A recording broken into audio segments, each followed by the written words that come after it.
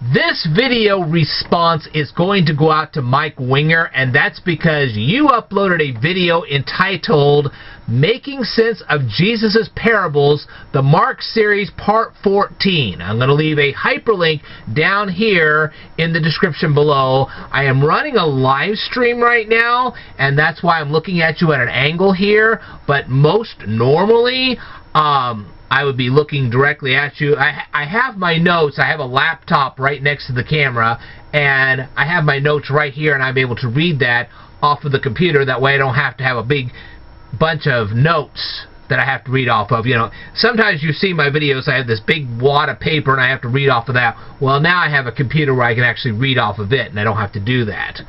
Okay. Now, since I have... Okay, I'm not really saying this right, and bear with me because you've seen me before, so you know what I'm doing here. But since I uploaded my last video response to you, I have watched a whole bunch of your videos, and I wanted to tell you right off the bat, most of the material that you have uploaded to YouTube, I actually agree with. I really do, and I found it very enlightening. I found it very educational, and I have learned a lot from you. Once in a great moon, you actually do happen to say something, and I'm sitting here going, no, this isn't right. It just can't be done that way, so on and so forth. And once again, you have actually said something, and it wasn't so much in the particular video I'm reviewing right now. It wasn't so much what you said, it's the emphasis you put on it. You put a greater emphasis on something when you should have put a greater emphasis on something else, and I'll get into that in just a little bit, so hang in there. Now, one of the things that you said in a Halloween video, it wasn't so much what you said, it's the image that you placed up on the screen. The person was obviously dressed in pagan attire with pagan symbols all around them. I do not want people going trick-or-treating to a house like that because it exposes them to paganism. But that's totally separate from what we're trying to do tonight. Okay? I actually... Oh, I got a message. Sorry, like I said, I'm running a live stream. Okay, and he's going to be coming in just a second. Okay, so bear with me about the live stream, alright? Anyway, back to what I was saying. I have no problem with trunk or treat. That is not a problem for me. That's great and fantastic, and I'm glad churches do it. But when you go to a house that has obvious pagan symbols and the people that are hosting the party have obvious pagan attire upon them, and you see Ouija boards and all this other stuff, you don't want to go to that house. I'm sorry, no, that's wrong. Okay, but anyway, let's get into what really is important at this point. Okay? Now, I actually agree that Mark chapter 4, verse 12 is an important point to raise. As a matter of fact, I didn't even realize what was being said until I actually read it for myself. So yes, it's an important point. There's no question about that. And what you said about it, I totally agree with. So, it's not a matter of what you said that's the real problem. It's placing a higher emphasis on Mark chapter 4 verse 12 instead of another point that should be emphasized, and that's where our disagreement comes in. So I agree with your point. I just don't agree with the emphasis on your point. That's the difference. Okay? Now, what is it that you were playing, I don't think you really dismissed it so much, but you just put a lower emphasis on. You were placing a lower emphasis on the memory techniques that Jesus was using to teach the parables. Okay? And this is where I have a disagreement with you on. Alright? Now, why did Jesus use those memory techniques? He had an approximate 3-year ministry, and he knew that he had to put a lifetime worth of information into these people's head. Now keep in mind, most of the people at that time in the 1st century, now there were obvious exceptions, don't get me wrong, but there were a lot of people at that time that were functionally illiterate. And he needed those lessons that he was teaching to them to be planted in their heads and stored for a lifetime. Because otherwise, what Jesus was teaching would have just been, well, within 100 years it would have disappeared. It really would have. So Jesus, being God, was trying to get these people to remember these valuable life lessons. Now, why are memory techniques so important even to this day? Well, let's go back in history a little bit. If you're talking about the Jewish people, why was it so important for them to remember everything? One, because a lot of them were functionally illiterate. Two, a lot of times they faced conflicts. Remember, even when they got into the Promised Land, a lot of times, well, I wouldn't say a lot, but there were several times in the Bible where they were actually driven out of the Promised Land for a short period of time because of an invading army. Even the Roman Empire drove the people out of Jerusalem. Okay, so they couldn't have the Judean public library, because if they had the Judean public library, guess what would happen? It would burn to the ground. Why? Because of an invading army. That's how it would work. Okay, so memory techniques were vitally important at that time so that they could remember this stuff in their head. That way, when they reestablished their kingdom, they could write things down and preserve them. And that's exactly what happened here. But what's the application in the modern day? Why is it so important to have memory techniques today? I'll tell you why. Does the name Jonesboro, Arkansas mean anything to you? Does the name Paducah, Kentucky mean anything to you? Does the name Columbine mean anything to you? Does the name Virginia Tech mean anything to you? And I know my audience will immediately recognize all of these names. I'm sure they will. Okay? This is why. Victims of bullies in this day and age are constantly put into peril. When they face that situation, they either self-terminate or they get into a conflict with a bully, which could lead to termination. And I think you know exactly what I'm talking about. I wish I could be more specific, but when you're doing a live stream or you're doing a YouTube video, certain things they don't like you talking about. I'm sorry, they don't. But anyway, but you say, well, okay, how does memory techniques apply to this? Okay, what am I teaching my students here? I'll tell you exactly what I'm teaching my students here. All right? What I'm teaching them to do is to speed read and to have advanced memory techniques. Why? Because it's something I discovered back in the 6th grade. My learning capacity, even before I learned about the speed reading and the memory techniques, was so high that they actually bumped me into an advanced reading class in the 6th grade. Now, I was dealing with a bullying type situation all the way from the 5th grade till my senior year. That's a long time. Okay? And one of the things I discovered in the 6th grade was that I was dealing with it a little bit less because the people that were bullying me at the time weren't in my advanced English class. Ooh.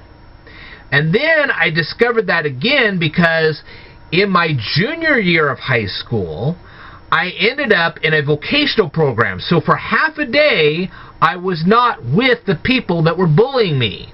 And because we were separated, they didn't focus on me as much, and my bullying situation slightly improved.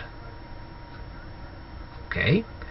So, the higher their GPAs are, and we're talking about the victims of bullyism, the higher their GPAs are, the more likely they'll be placed in advanced courses where the people bullying them will not. So that separates the people bullying these kids from the victims. And if you separate them out long enough, the bullying situation begins to resolve itself. And that is what I'm trying to teach these people, how to be able to learn at a faster rate. If you learn at a faster rate, you're going to make better grades. If you make better grades, they're eventually going to proficiency you out of certain things. And this happened to me not once, but twice. And this is exactly what I'm trying to teach people. Now you say, well, wait a minute. Why teach the memory techniques? Why don't you just teach them how to speed read and everything will be fine? Because speed reading requires two things. One, your eyes have to be focused on the page, because if your eyes aren't focused, your mind isn't focused. And if your mind isn't focused, you're not going to learn any faster. It's not going to happen. But the second thing is that when you are dealing with speed reading, you have to have a dictionary in your head. Okay? Now, how are you going to store a dictionary in your head? Well, a 1932 Latin reader gives the answer. And I'm going to go ahead and show you this 1932 Latin reader to show you the answer. So hang in there, folks. Oh, bring this down. This. Whoa! This. This.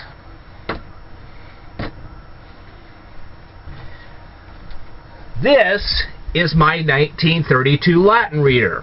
And for those of you who have watched my videos consistently, you know that there is a statement in this 1932 Latin reader that confirms that 60% of the vocabulary that we have in our modern language today comes from Latin. So if you learn Latin, then you can learn a lot of English very, very quickly. That's not even a discussion. That is absolutely true. I know it from first-hand experience. Now, my biggest problem was that Latin is a lost language. That means that there really isn't a good pronunciation key for Latin. Okay, so what I did was I studied Italian, which made it possible for me to get the basics of Latin from the Italian. That's why I put up the Italian lessons in the first place. I actually started doing this. I haven't finished it yet, but I will write a Kindle book called Latin, Your English Dictionary. And what I'm going to do is I'm going to teach you guys to apply the memory techniques in this book to learning Latin.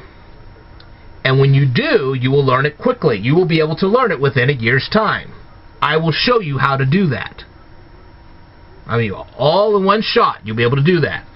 Now then, why is learning Latin so important? Well, obviously, that puts a dictionary in your head that will cause you to actually read faster. It will also make it possible for you to read more difficult books, like this one for a change, or this one for a change, or this one for a change. I've read all three, and it did not take me very long to read them.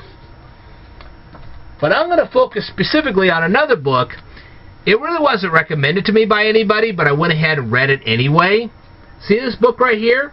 Not everything in here do I agree with, but there is something in here that was very important for me to learn. And now I'm going to tell you what that is. What they did was they mentioned something called the Prosbul.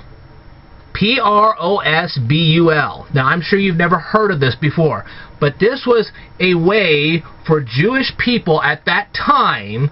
Now, not all of them did this, but there were some people in the Jewish society, not all of them did this, but some of them did. They had a way to place people into perpetual debt. Now, I didn't realize that now. When I read these three books, and of course there were some others that I read as well, I also learned that once the Christian message started going all over the world, some Jewish people that did not agree with Jesus were trying to get people that had started into the Christian faith to come back to the Jewish faith. Okay? And some of those people used the Prosbul as a motivator to get them to rejoin the Jewish faith. Now, this was much the same way as the Romans used to use all kinds of things, including the 12 tables, which was their version of getting people into perpetual debt, and they were using that to get people into paganism. This is why I said in my previous video that Jesus did not endorse perpetual debt. This is exactly why I said that. because these people were using tools to get people into other faiths. It specifically states in the Old Testament that the Jewish people of the Old Testament were never supposed to take loans from other foreign nations for the exact reason of not getting into their paganism. It says that very specifically. And this is why I do not want my students going into cash advance stores, and there's all kinds of, this kind of a title loan or this or that or whatever. I don't want my students getting into perpetual debt because, one, it destroys fellowship. Two, it can expose them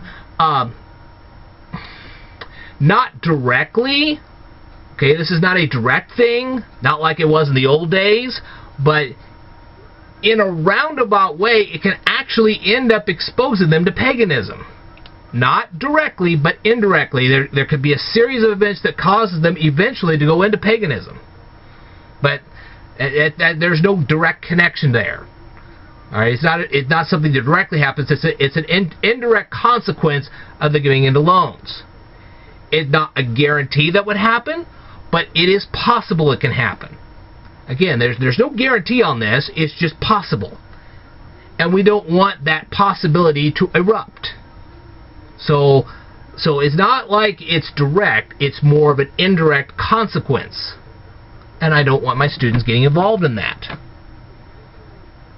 This is a Christian channel, and I don't want them getting involved. So, that is why I don't want my people into perpetual debt. And that's why I made that first video. It's like, no, don't do this, because this is what happens. So, you say, well, how does that work indirectly? Because obviously it's not direct, but how does it work indirectly? Okay, because then they become dependent on people, and it's like, well, it's not coming from the direct companies themselves, no, but what they'll do is they'll get involved with other people that, because they're in perpetual debt, they'll try to find their friends that can help them get out of that perpetual debt. They'll become panicked. They don't know how to get out. So these friends of theirs aren't necessarily Christian. They're not necessarily Jewish either. So they may say, okay, I'll get you out of that debt. I'll get you out of this mess, but you have to believe what I believe to do that. That's how it indirectly happens. So like I say, it's not the companies doing this. It's more of their friends trying to get them away from those companies, because they don't want to see their friends in debt either. So you see how it can indirectly happen? Now, not always does that happen. But because it's possible, because it's a possible scenario, I don't want my people, it's not really my people, it's my students really. I don't want my students, I know I'm saying this poorly, but I don't want my students getting involved in that kind of debt. And that's why I brought up the Pros Bowl. And hopefully if you take the time to look at the logic behind what I'm trying to say, you'll finally get it. And I know you're smart enough to get it. I don't know if everybody's smart enough to get it. All right, like I said, it doesn't happen in a direct method. That's not the way it works. It's more of an indirect, weird way it works. But it can work that way. So hopefully, I know I'm not saying exactly the way it needs to be said, but I think you can see the kind of scenario that can actually erupt because of this. Alright, so hang in there. It would take a lot of explaining, and I don't want to go into it that much in depth, but I think you can kind of see where this is going. Alright, so I guess the best way to explain it is this. Let's say a person goes out, they need money, they get a loan from some big company, and then they become desperate. They go to their friends, hey, look, I'm in perpetual debt, I need to get out real quick. And then if they don't have the right kind of friends, that's how they get involved eventually in paganism, and we don't want that to happen. You see how it interconnects? It's never a direct thing. It's more of an indirect thing. All right, but anyway, I think you can kind of see the point when I teach this to people. Okay, one, what I'm doing is getting them out of bullyism. That's the first thing. But also the people facing eviction and starvation, when I accelerate their learning capacity, they have a better chance of getting a good paying job and never getting into debt in the first place. That's what I'm doing. And if you guys want me to further break this down, and I know what I said was very confusing, and I'm sorry about that, but if you want me to further break it down, I'd be more than happy to do that, to kind of show you a chain reaction. What I was actually showing in this video is there was a chain reaction causing the problem, not necessarily a direct course.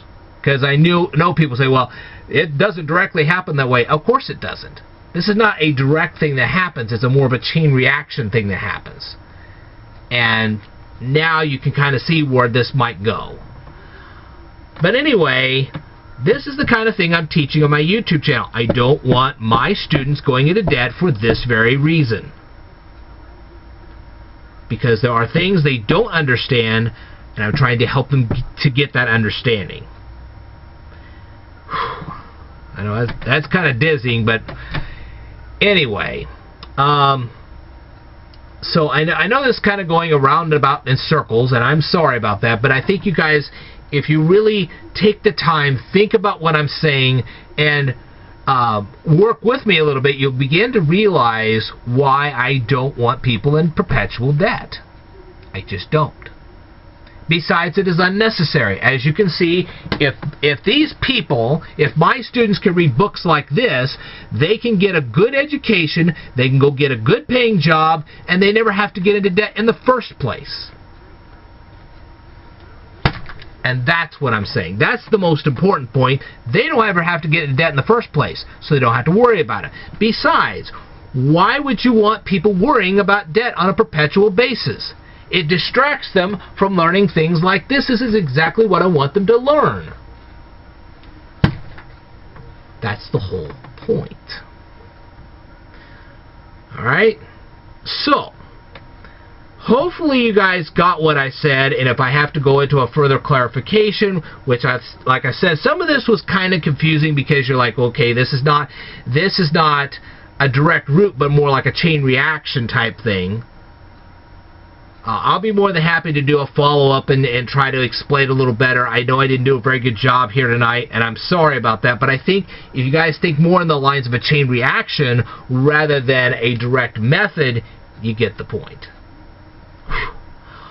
Alright, hopefully I didn't scare a whole bunch of my students away, and hopefully I got my point across as good as I could do. But that is the main reason why I want to teach these people this stuff.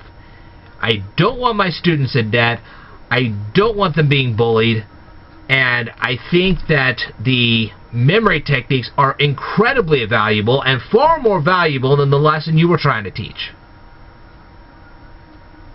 And now I think you can see why. This has much better application to their current lives today than what you were teaching.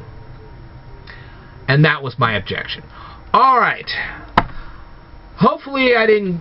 You're not scrambled in your brains at this point, because I know that what I said was a little confusing, and I would be more than happy to clarify that, but I am rambling at this point, and I don't want to ramble anymore. Alright, I will tell you more in a future video, so I'd like for you to stay tuned.